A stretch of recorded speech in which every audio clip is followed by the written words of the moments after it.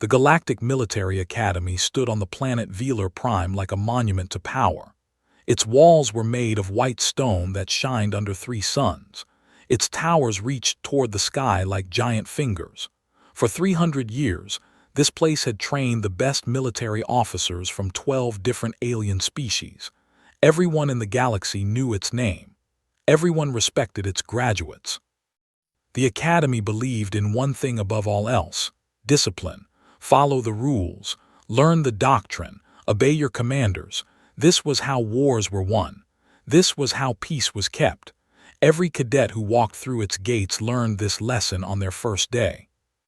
When the Galactic Coalition finally allowed humans to join, the Academy was forced to accept one human student. The instructors were not happy about this. Humans were new to space travel.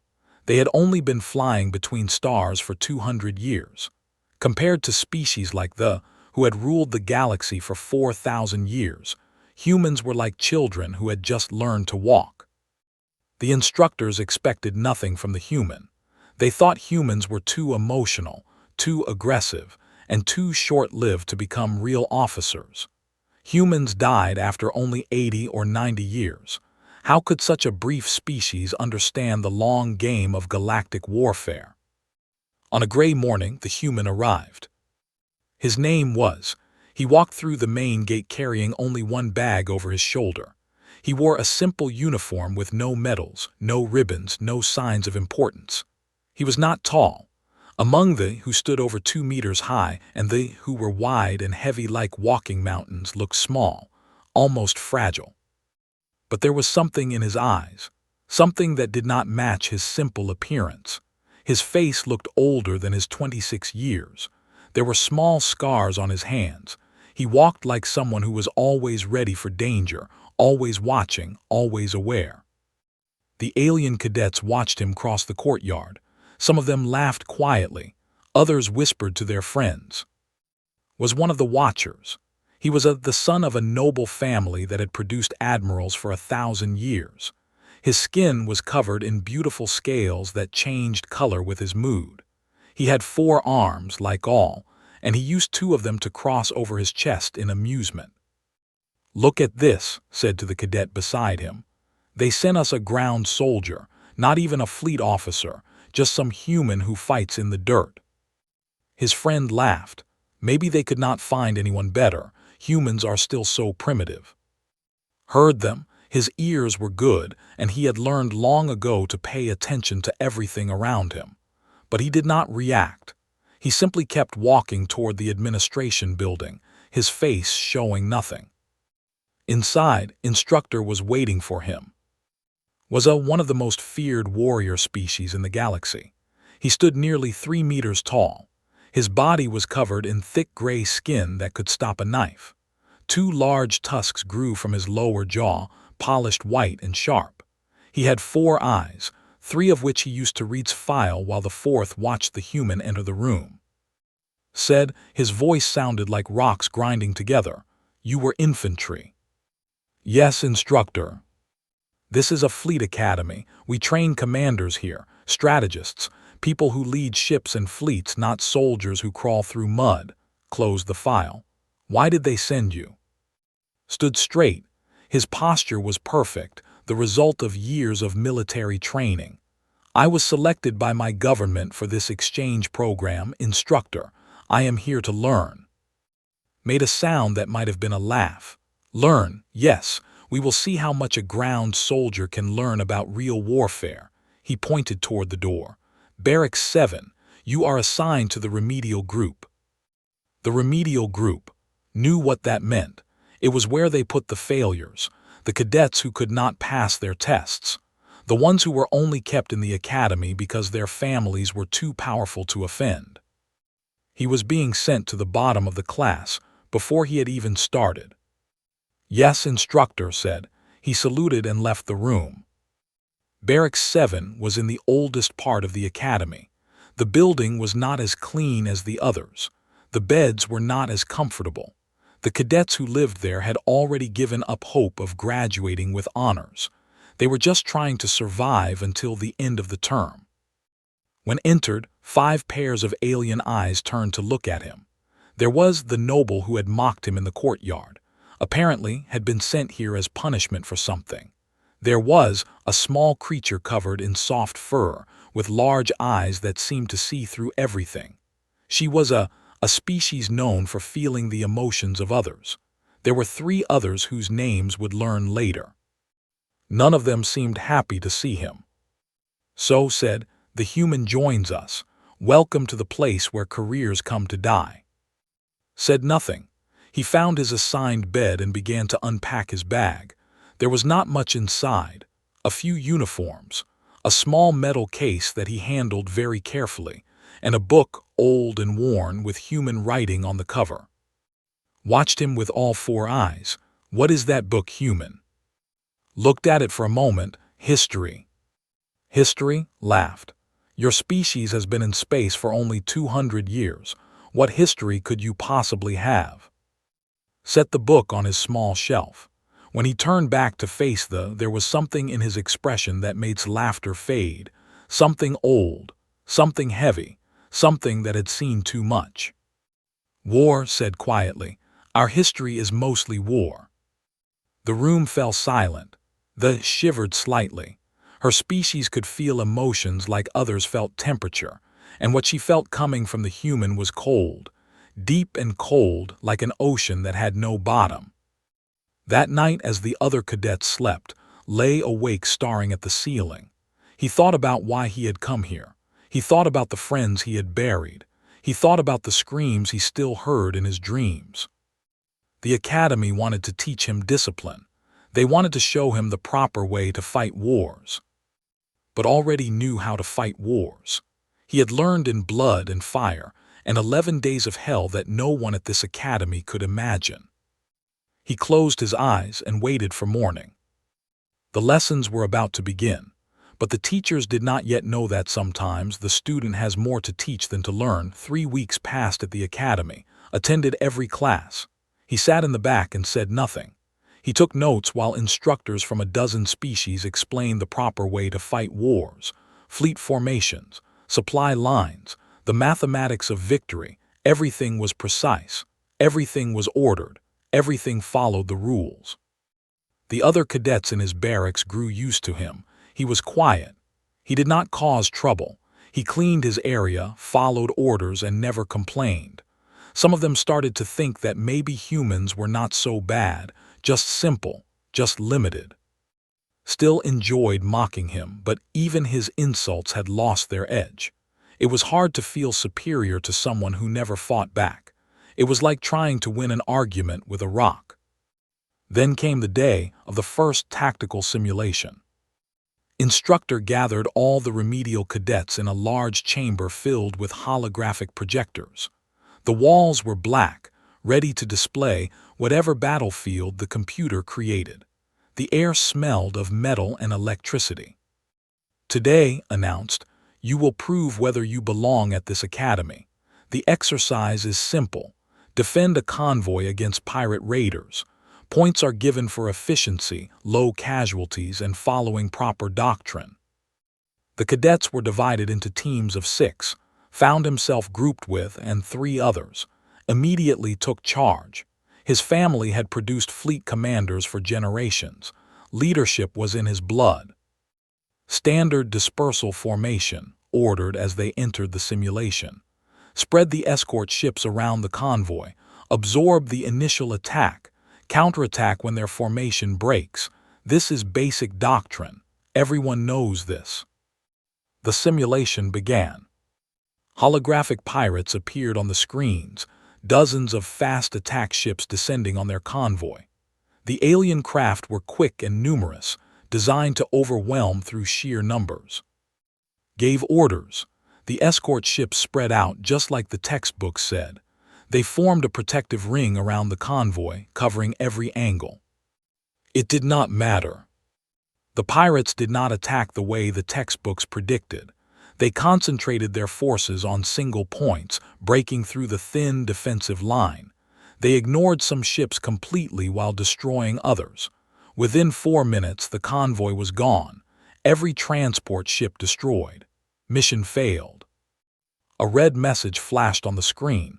Simulation terminated. Failure. Stared at the results, his scales turning dark blue with shame. This is wrong. The simulation must be broken. No pirate force should be able to. You told them where to attack. Everyone turned to look at. He had been silent throughout the entire exercise, watching the screens with careful eyes. Now he spoke for the first time. "Excuse me," demanded. "Standard dispersal formation," said calmly. "It is in every tactical manual in the Coalition database. The pirates have access to the same information. They knew exactly where your ships would be before you put them there." "That is ridiculous. Doctrine exists because it works." "Doctrine works against enemies who also follow doctrine. Against enemies who do not, it is just a list of weaknesses." Pointed at the frozen display. "They did not need to outfight you. They just needed to know the rules you were playing by." His forearms tightened with anger. "And I suppose a ground soldier knows better than 1,000 years of fleet tactics." Met his eyes without fear. "Let me try, run the simulation again." Was watching from the control room. He had been ready to move on to the next team, but something made him pause. The human's voice carried a quiet certainty that did not match his humble position.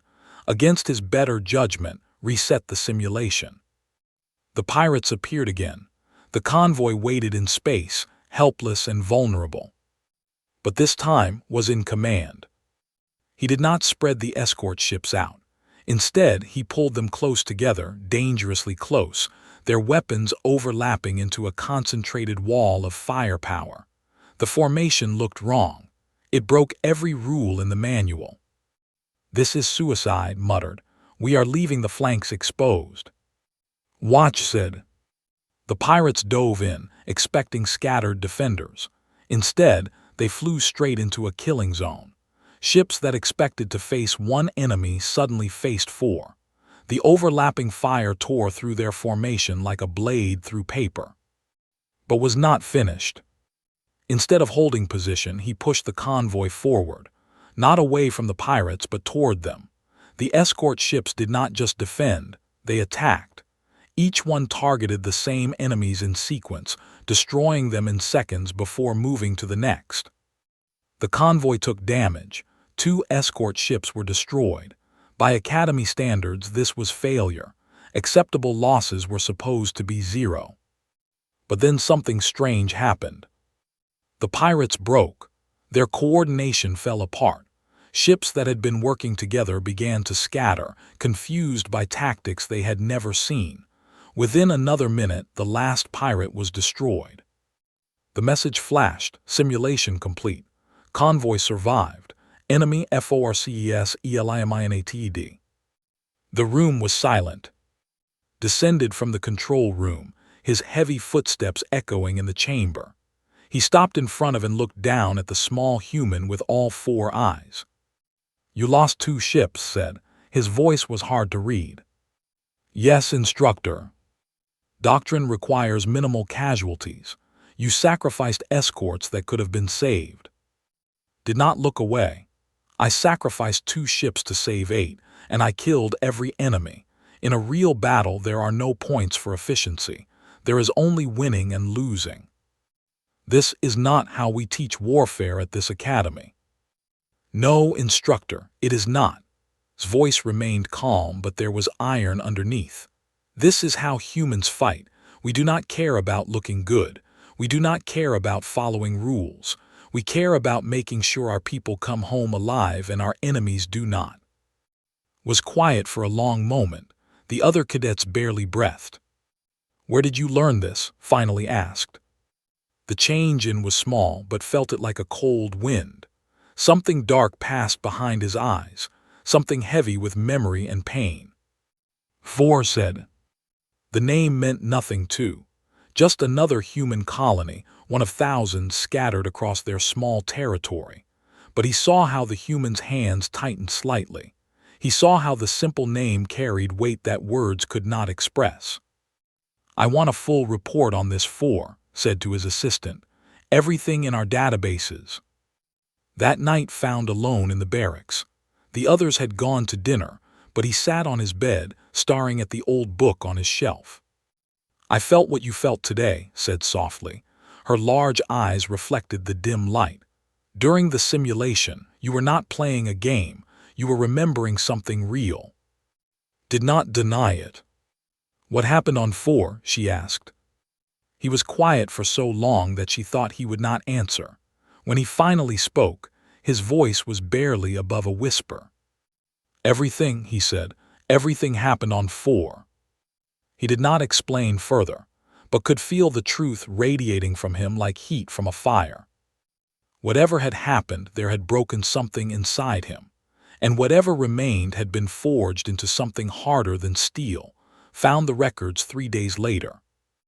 They were buried deep in the Coalition military archives, hidden behind security clearances that should have kept them secret forever.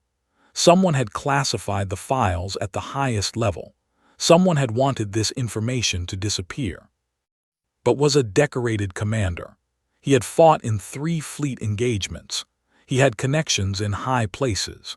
When he requested access to information about a small human colony called 4, eventually someone gave him what he wanted. He read the files alone in his office, late at night when the academy was quiet. 4 had been a farming colony, 12,000 humans living on a green world far from Earth. They grew food. They raised families. They built a simple life among the stars. The colony was peaceful. It was harmless. It had no strategic value at all. That was why the Syndicate chose it. The Syndicate was a criminal organization that operated in the dark spaces between civilized worlds. They dealt in many things, but their most profitable business was slaves. They raided small colonies, captured the populations, and sold them to the highest bidders. By the time anyone noticed, the victims were gone forever. 3 years ago, a Syndicate fleet had arrived at 4. 3,000 raiders in dozens of ships, armed with weapons meant for war. They sent a simple message to the colony: surrender your population for processing, or everyone dies. The colony's garrison consisted of 200 soldiers, infantry, ground troops with rifles and armor meant to handle small problems. They had no fleet, no heavy weapons, no hope of reinforcement. The nearest coalition patrol was weeks away. By every calculation, by every doctrine, by every rule of warfare, the colony should have surrendered. 200 soldiers against 3,000 raiders. The mathematics were clear. Resistance was impossible. But the humans did not surrender. Read the battle reports with growing disbelief. Day 1, the Syndicate attacked from 3 directions. The humans fell back to the central city, giving ground they could not hold, saving their strength for the fight to come. Day 2, the Syndicate pushed deeper. The humans made them pay for every street, every building, every meter of ground. Day 3, Day 4, Day 5, the humans kept fighting. The reports described tactics that no academy textbook contained. Buildings turned into fortresses. Streets turned into kill zones. Traps that collapsed tunnels onto advancing enemies. Snipers who appeared from nowhere killed their targets and vanished like ghosts. Day 6, the commanding officer died. Major Park, a woman who had led the defense from the first moment. She was covering civilians evacuating to underground bunkers when a plasma round found her. She died giving orders, protecting people who could not protect themselves. Command fell to the senior sergeant, a man named. Stopped reading. He looked at the name again, making sure he had seen it correctly. Then he continued. Day 7, the Syndicate offered new terms. They would take half the population and leave the rest alive. A compromise. A chance to end the bloodshed. Refused. The report included his response, recorded by the colony's communication system. You can have our people when you take them from our dead hands. Come and try. Day 8, Day 9, Day 10. The humans were down to fewer than 60 soldiers. They should have been easy to crush. Instead, they became more dangerous. The reports described night operations, small teams of humans slipping through syndicate lines in the darkness, attacking camps, killing officers, burning supplies. The raiders began to fear the night. They tripled their guards and still lost people every few hours. One syndicate commander sent a message to his fleet. These humans are not soldiers. They are demons. They do not sleep. They do not stop. They know no fear. Day 11, the final assault. The syndicate threw everything they had at the human positions. Thousands of raiders against a handful of defenders. The battle lasted 14 hours. When it was over, the streets were filled with bodies. But the colony still stood. When coalition relief forces finally arrived, they found 19 humans alive. 19 out of 200. Most of them were wounded. Some of them could barely walk. Around them lay the bodies of 3,000 syndicate raiders, every single one dead. Read the numbers again and again. A 15-to-1 kill ratio, an impossible victory against impossible odds. The file included medical reports for the survivors. Found entry and read it with growing horror. 17 confirmed wounds over 11 days. Plasma burns, blade cuts, blunt force trauma. Any one of these injuries should have taken a soldier out of combat. Had kept fighting with all of them. His body had absorbed damage that would have killed most species, and he had simply refused to die. The medical officer's note read, patient displays extreme psychological stress, reports difficulty sleeping, states he can still hear the voices of fallen comrades, recommend immediate discharge from combat duties and long-term therapeutic care. At the bottom of his file was a final entry, added just before he was transferred to the Academy Exchange Program. Subject requested this assignment personally. When asked why, stated, "I need to believe it meant something." Closed the files. He sat in darkness for a long time, thinking about what he had read. His entire life he had been trained in the way of war, honor, discipline, rules that both sides followed. Battles ended with surrender, not slaughter. Prisoners were exchanged. The goal was victory, not destruction. The humans had faced an enemy that offered no honor, no rules, no mercy. And they had responded by becoming something had never imagined.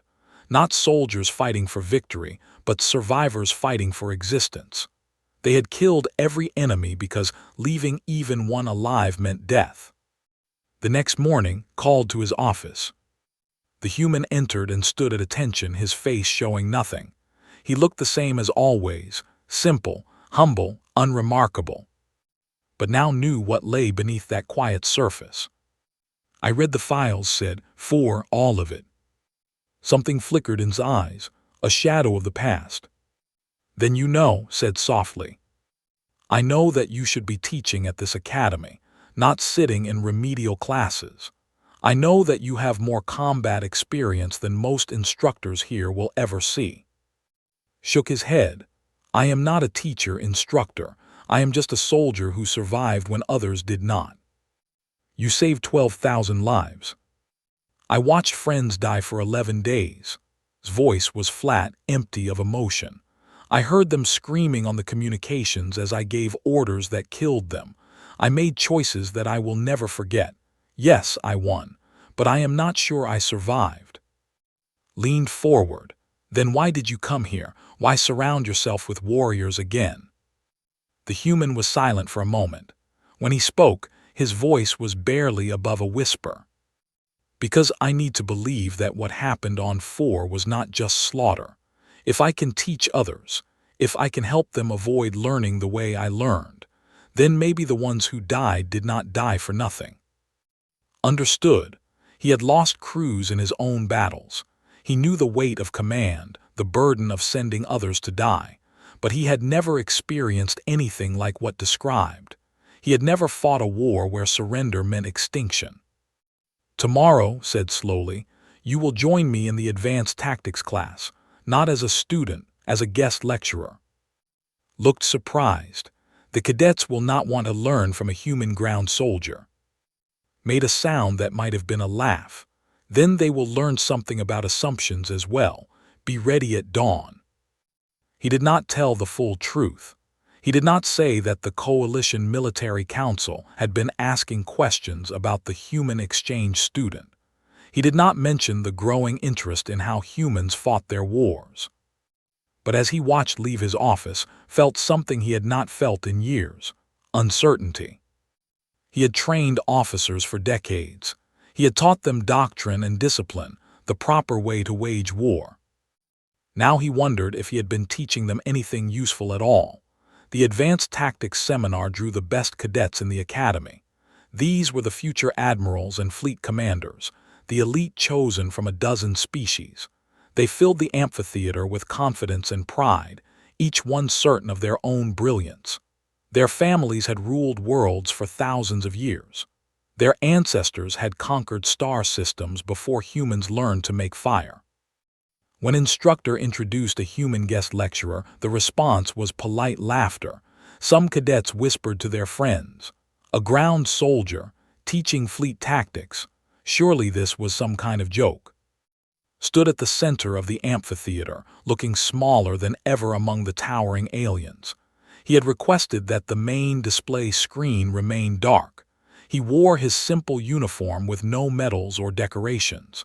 He looked like exactly what they expected, a primitive from a young species, out of his depth. He waited until the whispers stopped, then he spoke. "I am going to tell you about a battle, but first I have a question." He looked around the room, meeting dozens of alien eyes. "How many of you have killed someone?" The amphitheater went silent. "I do not mean in simulation," continued. "I mean looked at another living being, made a decision, and ended their existence. Watched the light leave their eyes and knew that you were the reason." No one raised their hand. No one spoke. "Good," nodded. "That is good. It means your training has kept you safe. Doctrine and strategy and the proper way to wage war, these things exist because our ancestors wanted to spare us from becoming what I became." He activated the display. A star map appeared, showing a small green world orbiting a yellow sun. 4. Population 12,000, a farming colony. No strategic value, no military importance, just people trying to build lives far from home. He paused. When the syndicate came, they brought 3,000 raiders. Their demand was simple: surrender the population for slavery or die. The tactical display showed the enemy deployment. Ships in orbit, ground forces surrounding the colony, a noose of metal and fire closing around 12,000 throats. Our garrison had 200 soldiers, infantry with rifles and armor, no fleet support, no heavy weapons. Reinforcements were weeks away. His voice was calm, almost clinical. "By every doctrine in the Coalition manual, we should have surrendered. The numbers were impossible. Resistance would only increase casualties." He looked around the room again. The cadets were listening now, their mockery forgotten. "But we knew what surrender meant. We had seen what the syndicate did to their slaves. We knew that giving up was not survival. It was just death with extra steps." The display began to show the battle, day by day. Red markers indicated fallen defenders. The perimeter shrank steadily as the days passed, but so did the enemy numbers. Day 4, we lost our commanding officer, Major Park. She was covering civilians reaching the bunkers when she died. I was senior sergeant. Command fell to me. His voice did not change, but something shifted in his eyes. Something dark moved behind them. Day 7, we had 60 soldiers left. The syndicate offered new terms: partial surrender, half the population in exchange for the other half being spared. He paused. I said no. Sitting in the front row, spoke up. With respect, would partial surrender not have saved more lives? Strategically. Strategically, cut him off. Yes, let us talk about strategy. He walked toward, his boots echoing in the silent room. Which half would you choose? Which 6,000 people would you hand to slavers so the others could live? Which children? Which parents? Tell me your strategy for deciding who deserves freedom and who deserves chains." Had no answer. Returned to the center of the room. Day 9, we started night operations. Small teams, 3 or 4 soldiers each. We slipped through their lines while they slept. We killed their officers, destroyed their supplies, made them afraid to close their eyes. The display showed syndicate casualties climbing, but defender losses climbed too. Day 11, the final assault. They threw everything at us. 3,000 against 60. Jaw tightened. I do not remember much of that day, just noise, blood, the smell of burning metal. I remember stepping over bodies. I remember not knowing if they were friends or enemies. I remember not caring. The display showed the aftermath. A ruined colony, bodies everywhere, and a small group of survivors gathered around a flag that still flew above the central building. 19 of us lived. 3,000 of them did not.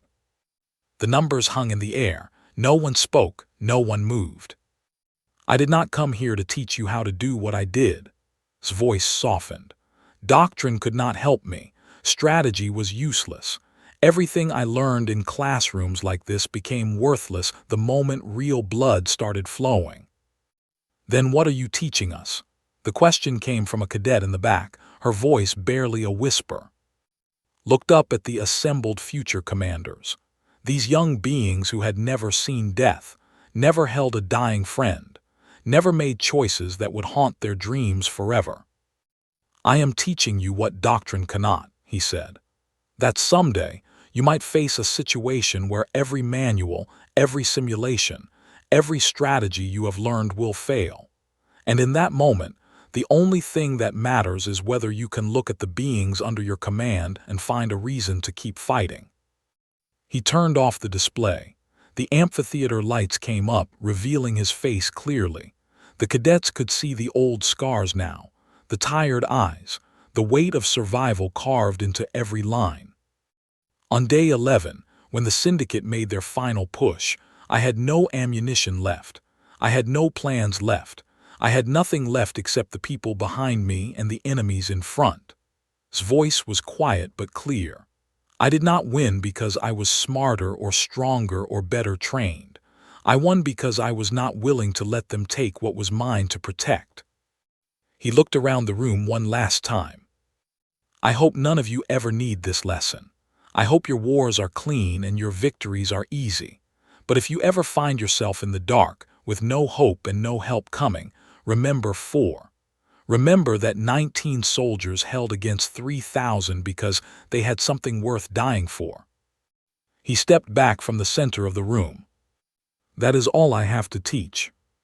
The silence lasted for a long time. When it finally broke, it was not with laughter or mockery. It was with something much quieter, something that might have been understanding. Watching from the back of the amphitheater, felt the emotional shift ripple through the room. The cadets had entered seeing a primitive ground soldier. They were leaving seeing something else entirely. They were seeing what war actually was, not formations and statistics and points scored in simulations. War was blood and fear and choices that broke your soul. And they were seeing what humans actually were, not primitives, not children stumbling among the stars. Survivors, fighters, beings who would walk through hell itself rather than surrender what they loved. After the lecture, instructor found alone in a corridor, staring out a window at the 3 sons of Velar Prime. "You changed them," said. "I saw it in their faces." "I scared them," replied. "That is not the same thing." Perhaps they needed to be scared. Stood beside him, looking out at the same view. Perhaps we all did. Said nothing, but for the first time since arriving at the academy, he allowed himself to hope. Maybe his friends had not died for nothing after all. Maybe their sacrifice could become a lesson that would save lives across the galaxy. Maybe that was enough. The term ended as all terms do, with tests and rankings and elaborate ceremonies. Cadets received their scores. Some celebrated, others mourned. The academy continued its ancient traditions as if nothing had changed. But something had changed. Received no official recognition. He was still just an exchange student, and his grades in standard doctrine were barely average. The instructors who had dismissed him continued to see only a human ground soldier who did not belong. The system had no way to measure what he had given them. The cadets knew better. Was the first to approach him after the final ceremony. The noble who had mocked him on his first day now stood before him with all four arms hanging at his sides in the gesture of respect. "I have requested a new assignment," said. "Frontier Patrol, the dangerous sectors where the syndicate still operates." Looked at him carefully. "Why?" "Because I realize that my family has produced admirals for 1,000 years by following doctrine, by fighting clean wars against enemies who follow the same rules." Scales shifted color, showing shame. "We have never faced what you faced. We have never fought for survival. I need to learn." "You might die out there." "Yes," nodded slowly. "But at least I will die understanding what war actually costs. That seems better than living in comfortable ignorance." He was not the only one. The small, who had always seemed too gentle for military life, had begun studying human military history. She reported her findings to anyone who would listen, her soft voice describing battles that made her shiver with horror. "Your species has fought more wars in 2 centuries than they have fought in 4,000 years, she told one evening. "World wars, civil wars, conflicts that killed millions of your own kind. How are you still here? How did you not destroy yourselves?" Thought about the question for a long time. "Because we always found something worth saving," he finally said. "Something that made the fighting matter.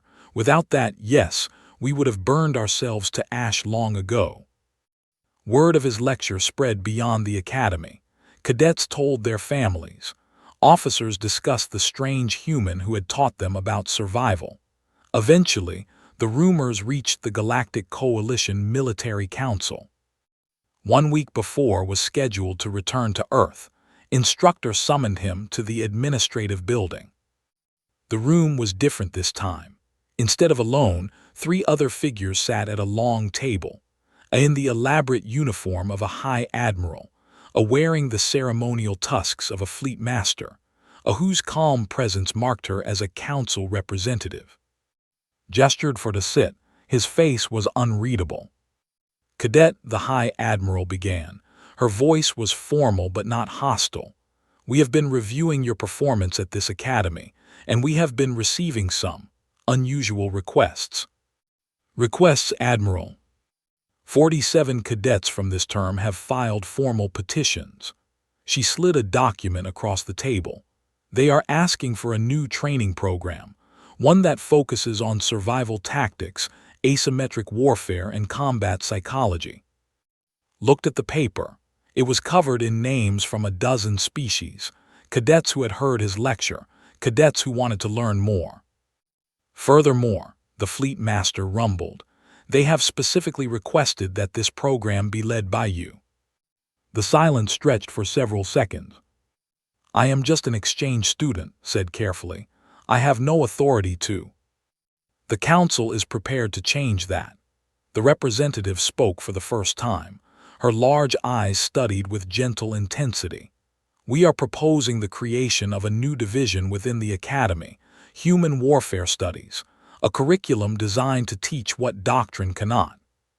"You want to teach aliens how to fight like humans?" "We want to prepare them for the worst." The High Admiral leaned forward. "The Coalition has been at peace for centuries. Our wars have been polite, controlled, but we know that peace cannot last forever. Someday we may face an enemy that offers no surrender, no mercy, no rules. When that day comes, we need officers who know how to survive." She paused, her scales shifting to a deeper blue. "Your species terrifies some members of the council. Humans do not stop, do not retreat, do not surrender. You fight until the threat is eliminated or you are dead. That kind of determination is unsettling." "But useful," the fleet master added. "If the coalition ever faces extinction, We want to know that our officers can fight like humans. Looked at the document again. 47 cadets. 47 future commanders who wanted to learn the lessons that 4 had taught him. "What would you need from me?" he asked. "Full authority over curriculum and training methods," said. "Additional human instructors, veterans with combat experience similar to yours. We would provide facilities, resources, whatever you need." "And the goal?" The High Admiral met his eyes. "To produce officers who can face the darkness, who can lead when all hope is lost, who can find victory when doctrine fails." Thought about his old unit, the survivors of 4 who had scattered across human space, each carrying their own scars. Some had found peace. Others, like him, were still searching for meaning. Maybe this was the answer, not just for him but for all of them. "I know some people," he said slowly, "veterans who might be interested, people who have seen what I have seen." The council members exchanged glances. Something unspoken passed between them. "There is one more thing," the representative said. "The council wants to ensure that graduates of this program do not become what you became on 4. We want them prepared for the worst, but we do not want to create monsters." Nodded slowly. He understood. He had lived with that monster inside himself for 3 years. He knew how close the line was between survivor and savage. "My people have a saying," he said. "Those who know war are the last to seek it but the first to finish it." "What does that mean?" "It means I will teach them everything I know, how to fight when hope is gone, how to protect what matters when doctrine fails, how to survive when survival seems impossible." He stood, looking at each council member in turn. "But I will also teach them why it should be the last choice, why the goal is not to become what I became, but to build a galaxy where no one has to." 6 months later, the first class of the Human Warfare Studies program graduated. They came from 12 species. They had trained together for half a year, learning lessons that existed in no official manual. They had heard stories from 4 survivors that had brought to the academy. They had practiced scenarios designed not to test their knowledge, but to break their certainty. Most importantly, they had learned the truth about war. Not the clean, distant truth of simulations and textbooks. The ugly, bloody truth that lived in the spaces between doctrine. The truth that victory sometimes required sacrifice.